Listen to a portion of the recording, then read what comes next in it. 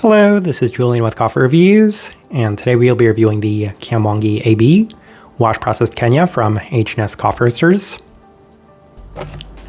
And there's the bag right there. And H&S, based out of Laramie, Wyoming, and they're one of our most featured American coffee roasters on this channel, and that is largely because they are one of my favorite coffee roasters in the entire world. But I've also mentioned in the past that we are trying to limit the amount of coffees that we do review from them, and that is primarily because I want to reserve those reviews for coffees that I do feel have potential to make it into our top 10 coffees of the year list. And while this coffee wasn't the catalyst for this purchase, it still caught my interest given that we're yet to review any of H&S's Kenyan coffees, so it'll definitely be interesting to see how this one turned out, as this right here is day 66.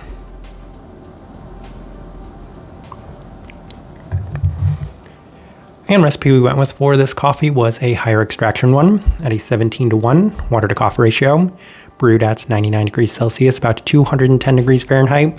And I like this one best through the V60, which does indicate a more medium fine grind. Roast profile for this coffee, this one is one of H&S's ultralight offerings, which I feel like people probably have a pretty good sense of H&S's profile at this point. That being said, they themselves can go even lighter with their own profiles, and there are some coffee roasters in the United States that can go even a little bit lighter than this. That being said, there are very few that actually do, and for that reason, they are definitely on the very light side of things, one of the lighter based American coffee roasters out there. With all that out of the way, let's go ahead and start discussing this coffee. Day 36, first impression through the V60, and the coffee was off to a lovely start, as it was very much on par with our expectations for a Kenyan coffee from H&S, offering plenty of intensity and brightness with very little savoriness, resulting in a pretty clean presentation of this coffee. In addition to that, there was an abundance of grape, as there's a little bit of tartness to this coffee, but a little bit more in that slightly tart grape sense as opposed to maybe the more red currant, cranberry sort of red fruit qualities to it. But outside of that, it does have a slight bit of some stone fruit characteristics, leading to a lovely first impression. I would say exactly what I was expecting for this coffee on this first try. Day 39. Do the Chemex, and the coffee is nice yet again, though it does feel a little toned down compared to the previous day, as it's not overly bright or red fruit forward compared to the average Kenyan coffee, opting for a slightly more soft sugary presentation to it. Listed apricot does feel very apt, as there's a more fruit forward presentation to this coffee, which isn't a big issue for me. I feel like a lot of people know it at this point that I'm not the biggest fan of Kenyan coffees that do skew specifically in the red fruit, very bright, very tart direction, and if they're offering a bit more of a fruit forward presentation, then I'm going to enjoy them a little bit more, and for that reason I did enjoy these first two experiences of this coffee. Day 42 through the UFO brewer, and the coffee does continue to perform well regardless of whichever brew method we've opted for, as it does have a lack of savoriness to it, as the fruit qualities are presented in a more cleaner sense, though not necessarily as tart, bright, or red fruit forward as you might expect for your average Kenyan coffee. A little bit more sugary this time around, but also still subdued, as I do have to say that one of the key characteristics of this coffee, especially early on, is that a lot of the qualities to this one did feel a little subdued, so not quite as bright, not quite as tart, and not quite as intense in the Kenyan-like sense. So for that reason, it's working fine for me. I feel like that could be a slight sticking point for some people, but it did present really well as it opted for a more cleaner profile to it. Day 46, through the V60 with some higher extraction adjustments, so 17:1 at 99 degrees Celsius and a more fine grind. And the coffee is better, but there is definitely still room for this one, as it continues to feel a little bit subdued relative to some of the expectations. So the first couple of times I brewed this coffee, I did have the idea that it was probably just going to open up with time, that our recipe was a little bit lower on the extraction. I mean, it was our kind of standard recipe, so all of these things did play a role into my initial impression of this coffee. But at this point, giving it a little bit of an extended rest, pushing this coffee a little bit more, I haven't necessarily seen the amount of intensity that I would have expected from this coffee, as it does still have a bit of the listed stone fruit characteristics to it, all encompassed in a slightly brighter Kenyan sense, but even then, not necessarily to the extent that I was expecting for a coffee like this in general. So that's just to say a Kenyan coffee overall.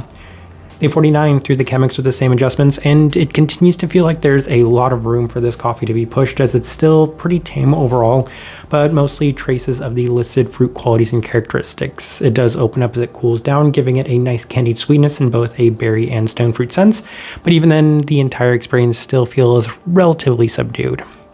Day 52, we pushed the coffee even more, opting for the V60 as we went with an even more fine grind and a lower concentration, so 18-1.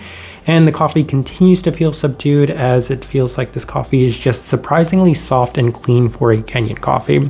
Plenty of sweetness, which is the primary quality to it yet again, but outside of that, it's not really presenting in the same way that I would expect from a Kenyan coffee. And we've actually been reviewing and working on a lot of Kenyan coffees recently, so having this one be as subdued relative to those coffees was definitely an interesting experience, given that it contrasted those pretty strongly. Day 55 through the Chemex with the same adjustments, and it continues to feel like there might be more room for this coffee as it continues to remain a bit tame and toned down with a softer brightness for a Kenyan coffee. Not too much more to add to the notes on that day.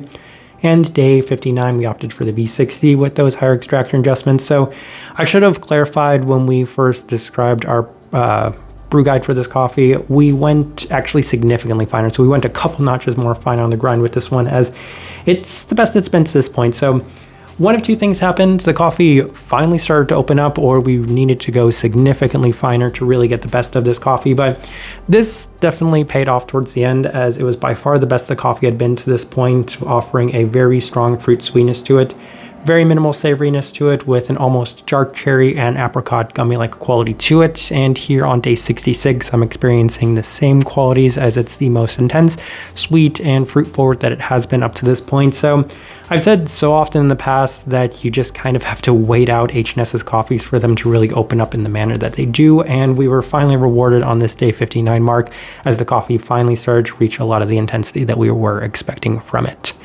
All right, so let's go ahead and put up the tasting wheel so you can see what we're getting.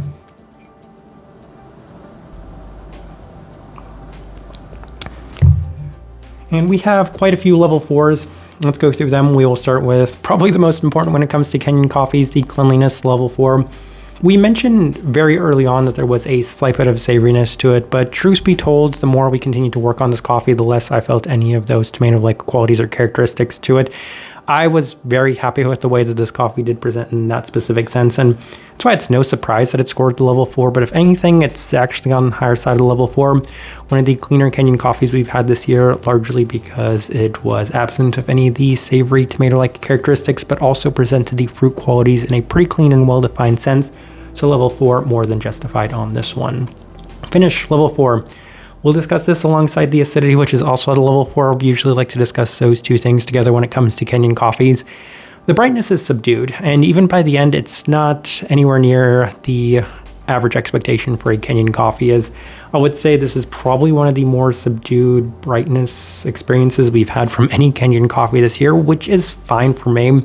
But even then, it's still just reached that threshold of being brighter than your average everyday, we'll say, like washed Ethiopian, even washed Colombian coffee, even pink bourbon coffees. I can say that if I put this alongside those, I'm probably still able to pick this one out as a Kenyan coffee, just because the brightness is unique, it's special, and it still offers that in a little bit more abundant of a sense than even something like a pink bourbon Colombian coffee. And then the finish is also there at the level 4, which it's not necessarily that kind of lingering, super bright, tart berry experience, but a little bit more of a kind of cherry-like quality to it, a little bit more of a grape, even that kind of gummy quality to it. So I really appreciated that about this coffee, given that's one of my more enjoyable qualities of Kenyan coffee. So that works well for me. We'll go ahead and move on to the sweetness level 4. Very sweet coffee, and that's easily what's going to win me over when it comes to this coffee, is that I want all my Kenyan coffees to be minimum at the same level of brightness in terms of the sweetness, but if anything, I want them to be sweeter than they are bright, and this coffee was just that, as it offered a little bit more sugary of an experience to it, which I was very happy with. Definitely one of the sweeter Kenyan coffees that we've had this year, so that is why we scored it there at that level 4. Let's go ahead and move on. Berry fruit level 4. I mentioned that there is a little bit more of that kind of darker cherry quality to it towards the end. I forgot what the third note that they had listed on here was, but I do remember that the first two notes are the, apricot, I want to say grape, that sort of thing. And while it does have a little bit of that red fruit quality characteristic, it's nowhere near as common, or I should say as abundant as your average Kenyan coffee. So that's fine for me. I will take that. I would much rather have a more fruit forward, that's not overly tart, bright quality to a coffee, a Kenyan coffee, than something that's just your average everyday currant forward, cranberry forward experience. Stone fruit level 4.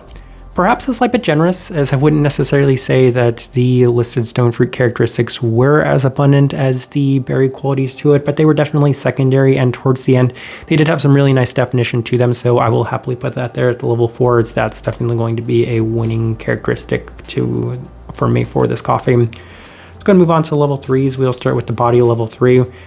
Don't necessarily have too much to add to that. We have that kind of textured Kenyan-like experience to it. Juicy is usually the description people have for it.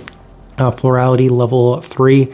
That's an interesting one. Not anywhere near as floral as the average Kenyan experience, which also tends to be very red, floral forward. So something like a hibiscus or a rosehip is usually what you associate with that. But this coffee, while it's still there, given that the red characteristics of this one in general are toned down, so is the florality. So level 3 works just fine with me on this coffee. Citrus fruit level 3, I didn't necessarily have a great descriptor for that. It's just a little bit more of a generic citric quality characteristic to it, though I can also see it in a slightly sweeter sense. So I can also think of something like a orange quality to this one. And then the final thing we're discussing, the caramel at the level 3 mark.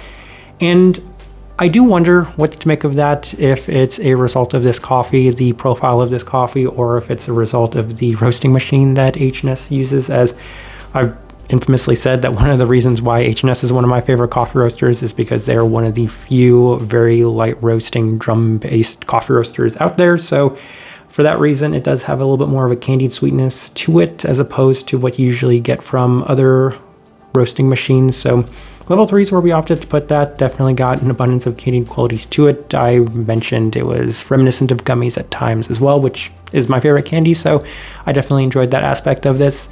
So as I'm looking at this tasting wheel, I do think it is a pretty good representation of what I was getting from this coffee. All right, so my overall thoughts and impressions of this coffee. I always say trust the process when it comes to H&S's coffees, and usually by the end I'm a little frustrated if we get experiences like this, largely because it says to me that we probably should have waited to start this coffee around the day 55 plus mark, as it still feels like the best of this coffee might be yet to come. As here on this day 66 mark, it's as good as it was on that previous day, so day 59.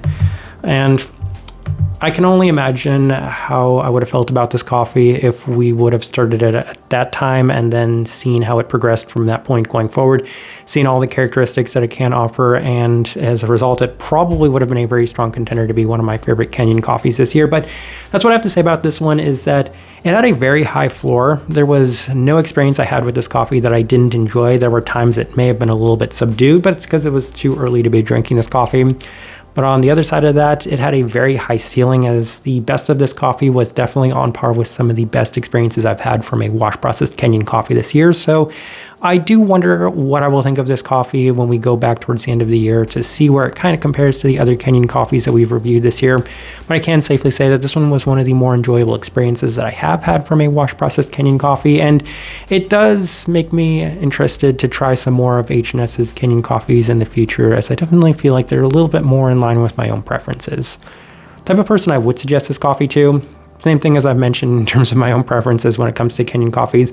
Something that's a little bit more fruit forward, maybe not necessarily the overly traditional red fruit qualities, the tart qualities, those very strong berry characteristics. So not a lot of the currants, not necessarily a lot of the cranberry sort of characteristics, maybe not necessarily quite as bright, maybe not necessarily quite as floral, but the trade-off is a little bit more of a candied fruit sweet experience that does offer a little bit of depth to it, as well as it offered plenty of fruit qualities in all of the listed fruit characteristics, berry, citrus, and stone fruit. So that's kind of the best direction I can point somebody towards on this one, and also the best way I can leave this review.